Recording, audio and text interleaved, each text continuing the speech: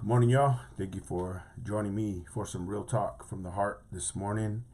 This morning's real talk is from the Gospel of Luke, chapter 12. Mainly going to focus on verses 42 through 48, but I want to back up and catch the context. And the context actually flows out of verse 35, where Jesus says, "Let your waist be girded and your lamps burning, and you yourselves be like men who wait for their master." And so the teaching of the Lord Jesus Christ is teaching his people to be ready, man, to be ready for when he comes. And so he says, I want to find you watching. I want to find you doing what you're supposed to be doing. He says, be ready because you do not know when I'm coming. And so Peter then asks the question in verse 41. Then Peter said to him, "Lord, do you speak this parable only to us or to all people?" And this is the Lord Jesus Christ's response. And this is the section I wanted to focus on this morning in this devotion. It says, "And the Lord said, who then is that faithful and wise steward, whom his master will make ruler over his household, to give them their portion of food in due season?"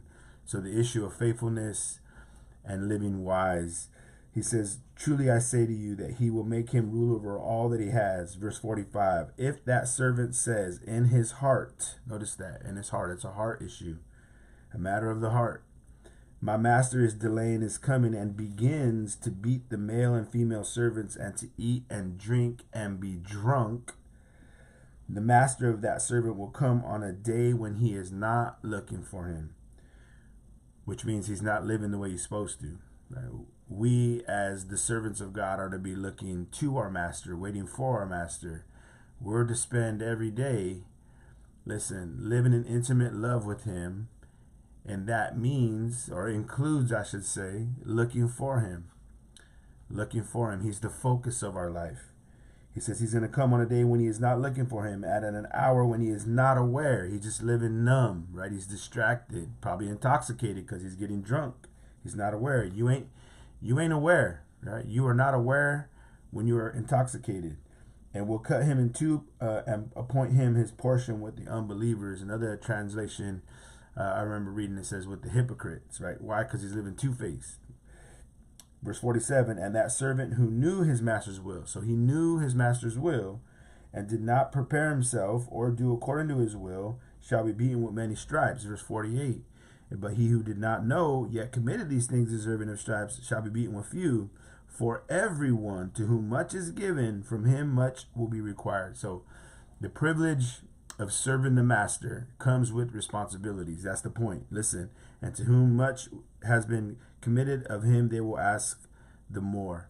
And so just reading through this again, man, this is about the Lord really stressing the need, the importance to be waiting upon the master, man, waiting upon the Lord, because he could come at any moment. And so as I read through that this morning in my journal, I actually wrote down some questions from my own heart, but I hope that they will also cause you to look inside your own heart this morning. The first question is, what will the Lord find you doing when he comes?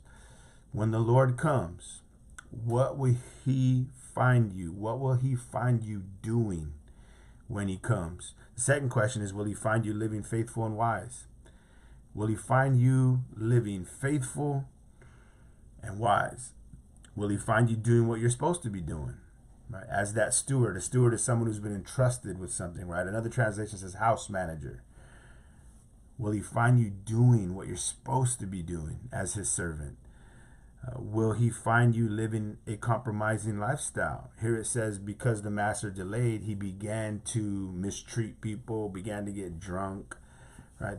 That is not a lifestyle becoming of a Christian. That is not a lifestyle of someone who is called a child of God, or who's called by the name of the Lord. Right? We don't mistreat people. We don't be getting drunk, intoxicated, and buzzed out. Will he find you living that lifestyle when he comes back? Will he find you living like an unbeliever? Because it says there, he's going to give them the portion of the unbeliever. God's going to judge them like as if they were an unbeliever, or as the other translation says, as a hypocrite. Will he find you living according to his will? Because here it says the servant knew his will. He knew his will. He knew the master's will. But he didn't prepare himself to live according to that will. When he comes, Will the Lord find you living according to his will, or will he find you living according to your will? Make no mistake about it, he's coming back. And listen, to be called by his name is a privilege. Man, to bear the name of Christ and to live in this world as representatives of the Lord Jesus Christ is a privilege. It is a privilege to serve the Lord. Man, we get to serve the Lord. But listen, that privilege comes with responsibility, as he says there in verse 48. Everyone to whom much is given, much is required. It is a privilege to serve the Lord, and that privilege comes with responsibility, listen, and accountability. We will be held accountable to the Lord. So again, when the Master comes, how will he find you and I living? Will we be living loyal and committed and devoted and dedicated to him faithfully, living wise lives? Or is he going to come and find us living unfaithful? Is he going to come and find us living according to our own feelings and our own emotions and the dictates of our own hearts? Or is he going to find us living according to his word? Man, this is a challenging passage. And remember, Peter asked the question, is this for us only, or is it for everybody? And Jesus says, it's for everybody, but it's especially for my servants. So let's take that to heart, man. Hey, listen, the Lord loves you. I love you too. And I'm praying for you today, asking that you please be praying for me as well, man.